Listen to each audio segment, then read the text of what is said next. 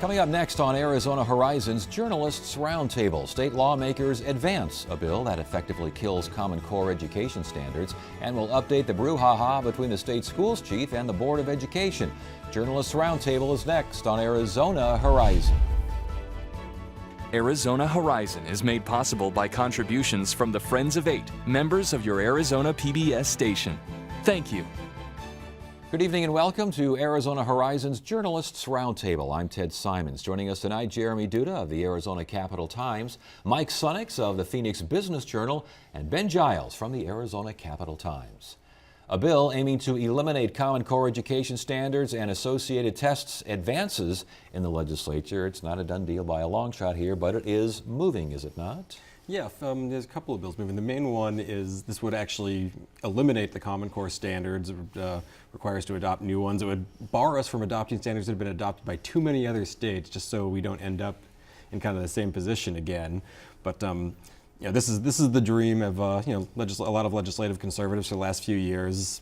They're hoping this is the time to get that one through. Immediately stops implementation of Common Core.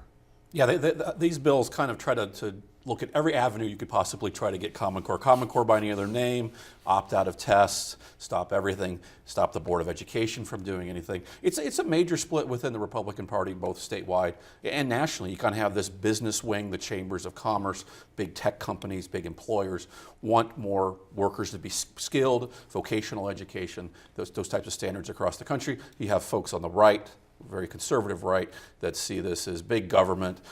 Diane Douglas, worker bees comment during the Horizon debate, those types of arguments. And it's kind of a treacherous road for Doug Ducey, who's had to kind of traverse both sides of the business wing and the kind of right wing of the party. I did find it interesting that it bans standards that are similar to 20 or more states. That's not just Common Core, that's anything that suggests that Arizona will be doing anything in cooperation with anyone.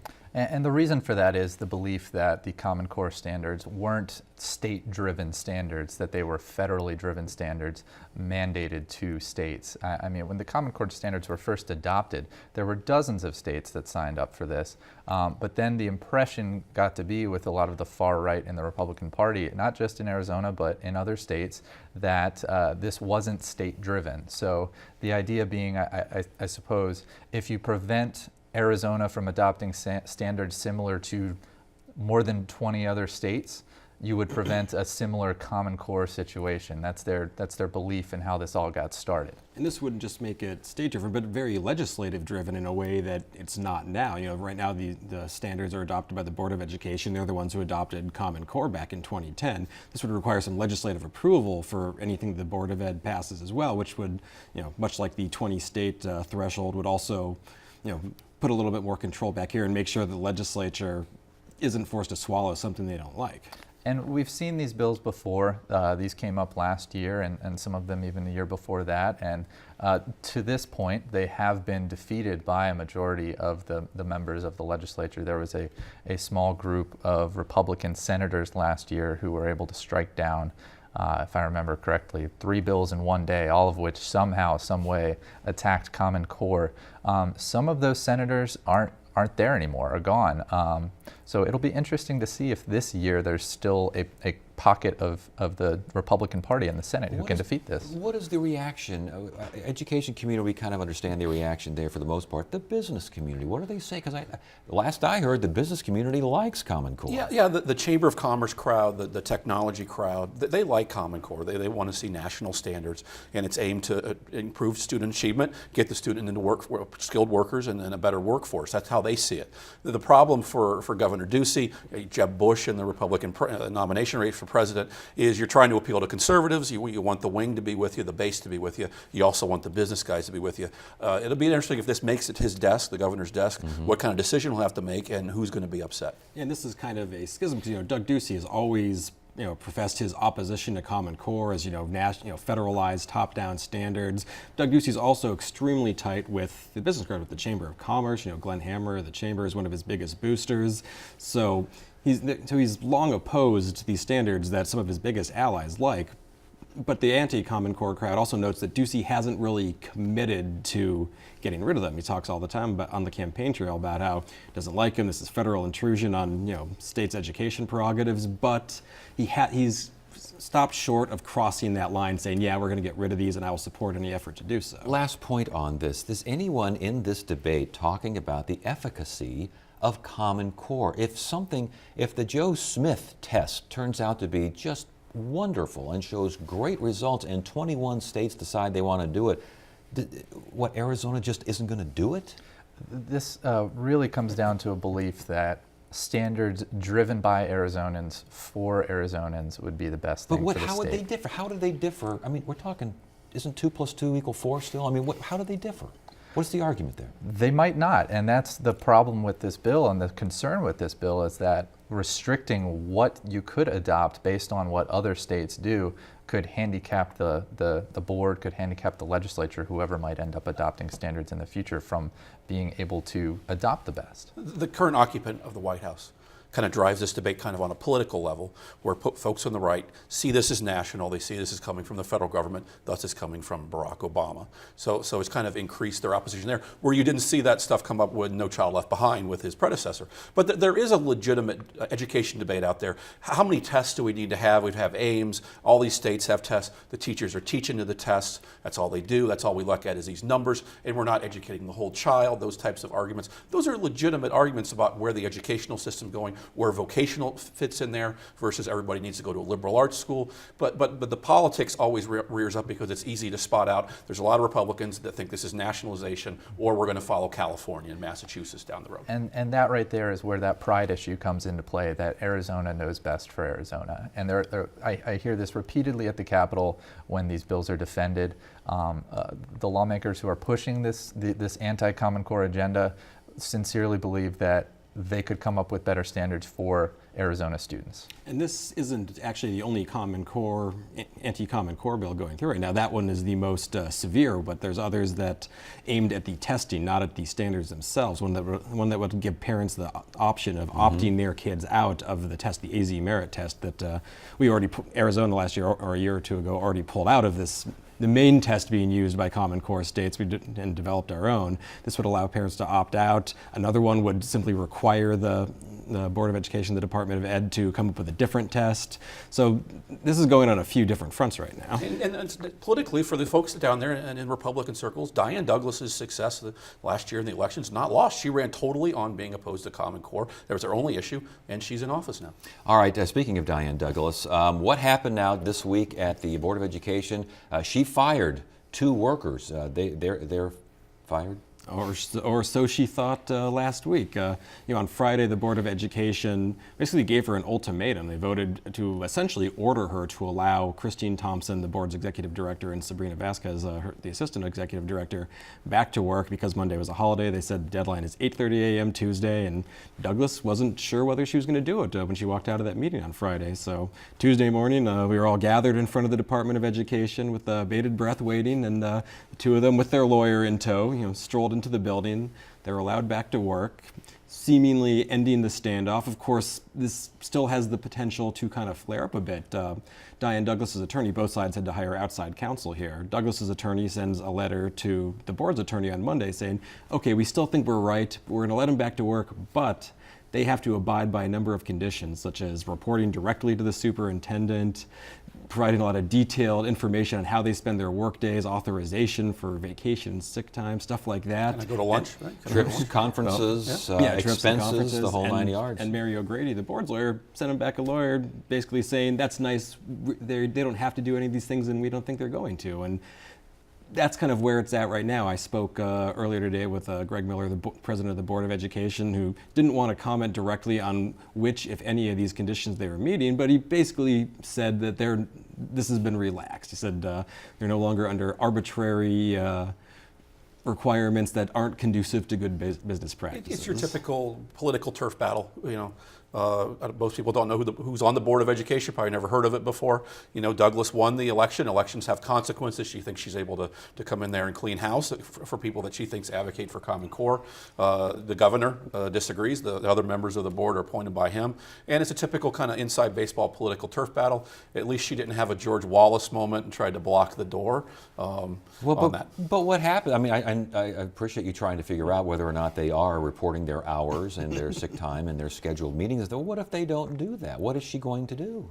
And that's actually not clear. That's kind of one of the gray areas in that who directs the Department of Education. You know, Diane Douglas as the superintendent, it's kind of her job to direct that department and implement what the board has decided would be the standards for Arizona. And there's that tension there between an elected member of the board and the other 10 members who were around, and maybe some of whom were around when these Common Core standards were adopted. And it's unclear, as we're saying, kind of what the status of those terms and conditions are. You know, I got a very short statement from Douglas's spokeswoman yesterday saying staff is following direction. You know, I talked to the board president today, basically said, yeah, they're really not. This has been relaxed. We've kind of reached an accord here.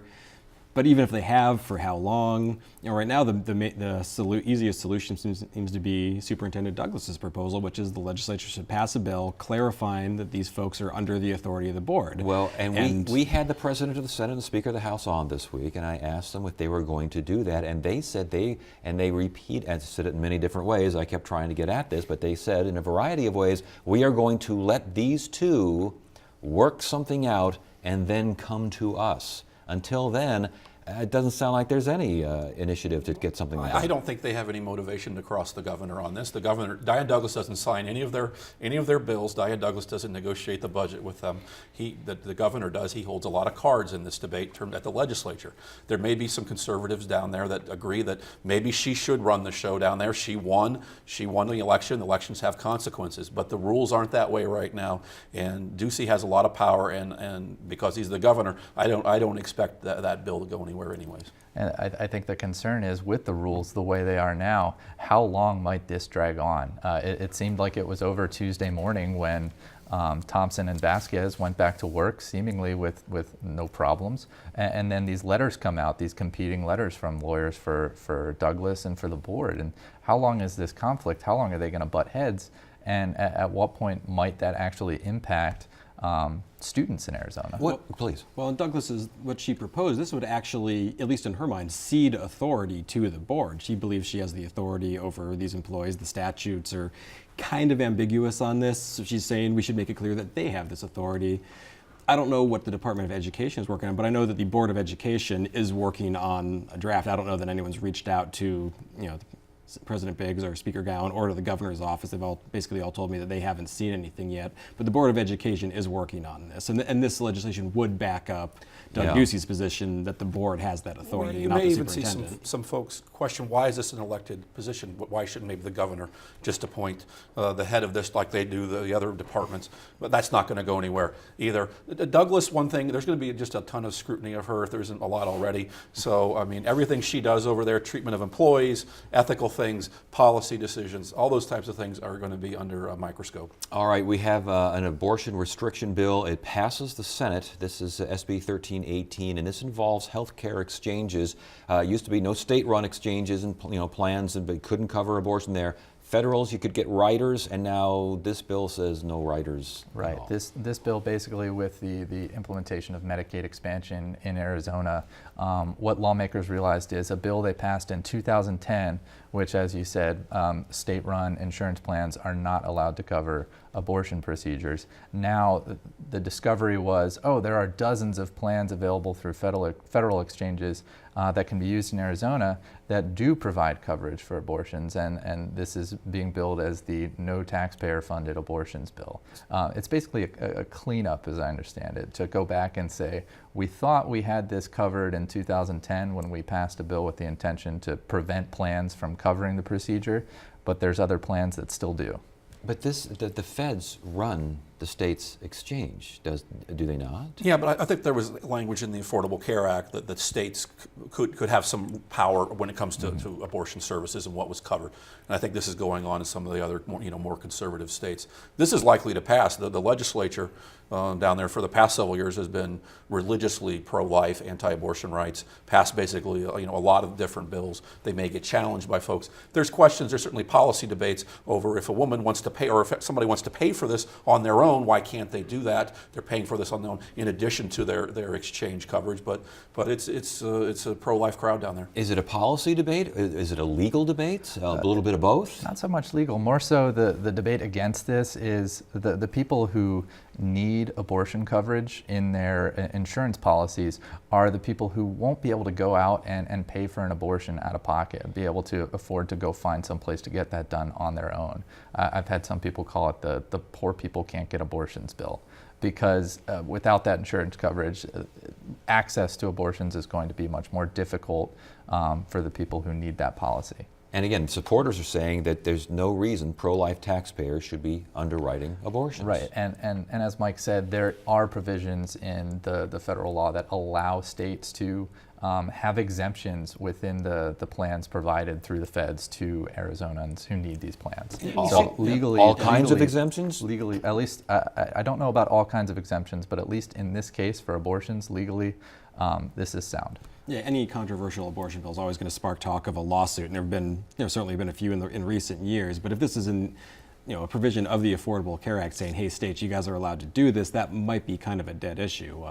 Planned Parenthood, some of the pro-abortion rights groups, they've had some a few successes in recent years. But this, if that's in the Affordable Care Act, this may not be another one of them. If you look at public opinion polls statewide and nationally, in general, people tend to be pro-choice. But when we talk about taxpayer funding for abortions, then the pro-life crowd tends to rule on those. So just to be clear, the feds operating the state exchange does not make any difference if the state wants to make particular changes. The state is allowed to have at least this exemption in there. This passes and signed? I would imagine so. I mean, the legislature, is as conservative as it was in the last few years. It's very pro-life. They've passed pretty much every piece of pro-life legislation that's come before them. Doug Ducey has cast himself as a social conservative. He's allied with social conservatives. I couldn't imagine he wouldn't sign that. All right, we move on. Tax bracket changes headed for passage here. This is his annual adjustment thing. Governor talked about this quickly after taking office, and it looks like it's happening. Oh yeah, quickly. it's going to happen. It basically will adjust. It takes into account inflation when you figure out your income tax, so you're not creeping into another bracket because of inflationary things. Our minimum wage increases are tied to inflation too. This has a lot of support down there among Republicans, among the governor. The business folks don't have a problem with it. It'll cost us some revenue. $12 million, I think, the first year. So that's something to consider, considering our budget situation. But it's a done deal. Didn't Governor Brewer veto similar legislation? Yeah, and a couple of years ago, Representative Justin Olson, the same lawmaker who's sponsoring this, he ran this bill. It got to Brewer's desk, and she vetoed it. And last year she actually signed a very similar provision that made that change, but just for 1 year, just for the current year that we're in now. But when she vetoed the permanent one, she said, "Well, we don't know what finances are going to look like down the road. We don't want to tie our hands here." For the 1 year one, she said, "The finances look good. We're going to do this." But Doug Ducey, this was a major agenda item of his in the state of the state. He ran from the day he got into that campaign. He said, "I want to cut taxes every year." His hands are kind of tied on that right now because the state's kind of a fiscal disaster area. He wants to cut income taxes, and you obviously can't do that right now. But this is his tax cut bill for this year. And it's also an indication that he's getting along relatively well with leadership and all those folks down there. So they tell us. Everybody seems very happy with each other, and with this bill in particular, and also the way budget negotiations are going this year. The message I hear repeatedly from leadership in the Senate is we are far ahead of where we would be in negotiations in previous years with Brewer. And all indications are that the relationship has not soured. It's still the honeymoon period. When Ducey unveiled his budget, he brought legislative leadership out there with him. Remember, the last 3 years, Brewer told lawmakers eventually, gave him an ultimatum saying, send me a budget or I'm going to veto every bill you send me. I have a hard time seeing that happen amid all the kumbaya moments that we're seeing so far right now. And it's so happy-go-lucky down there right now that we've got lawmakers predicting this could be a historically short session, the shortest session we've had in decades. They're kind of all politically, ideologically on the same page. He had a lot of cuts in his budget. They tend to like that. They're fiscal conservatives.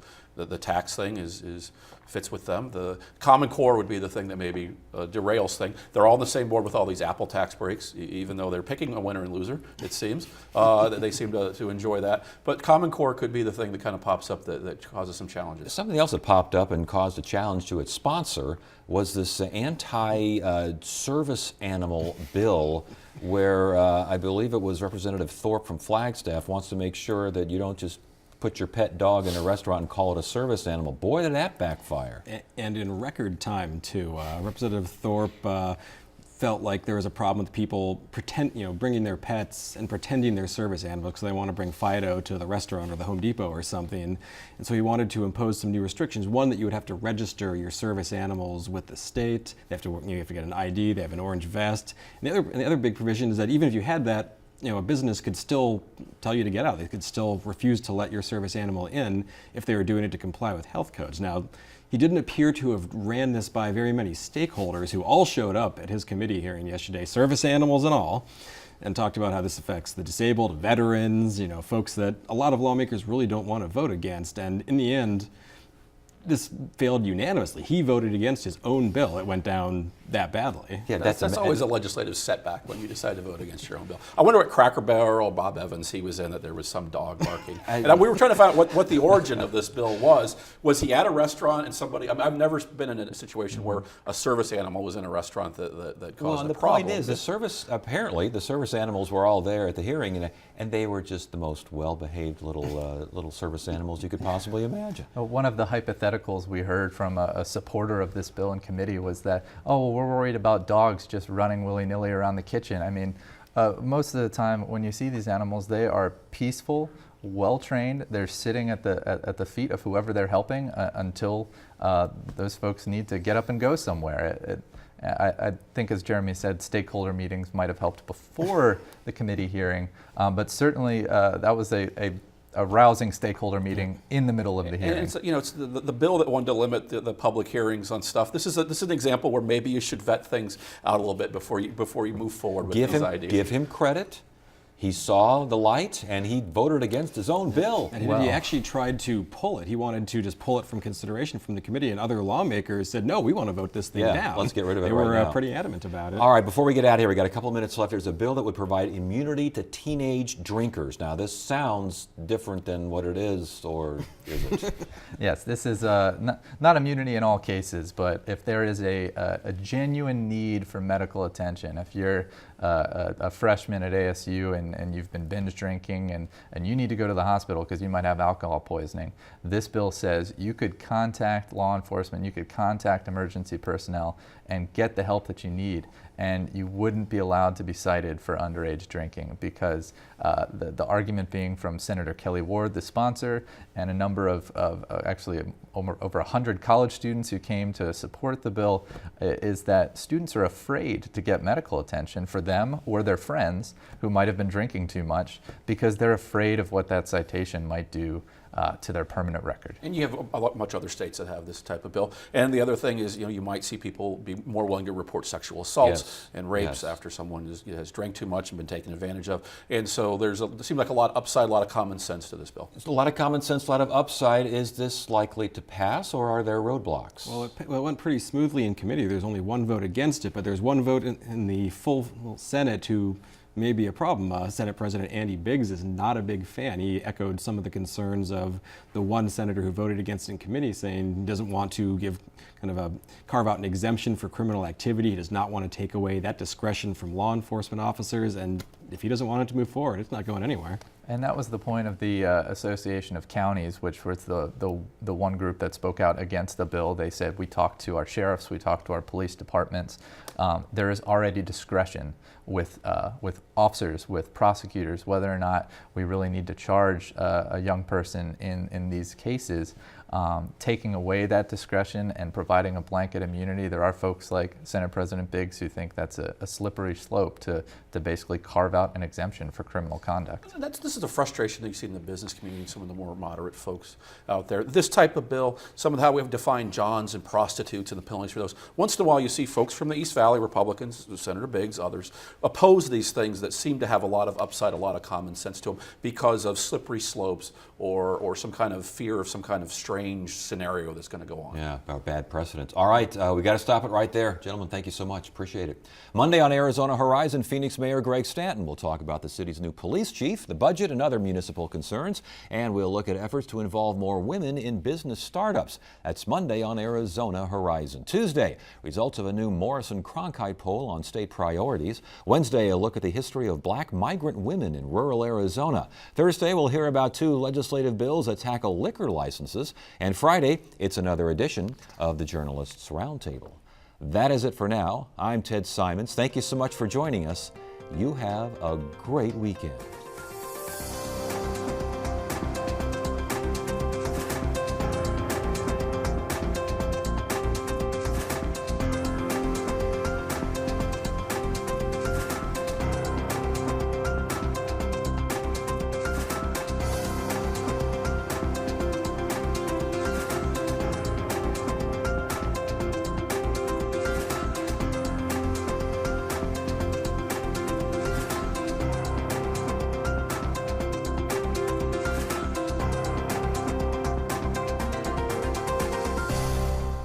Arizona Horizon is made possible by contributions from the Friends of 8, members of your Arizona PBS station.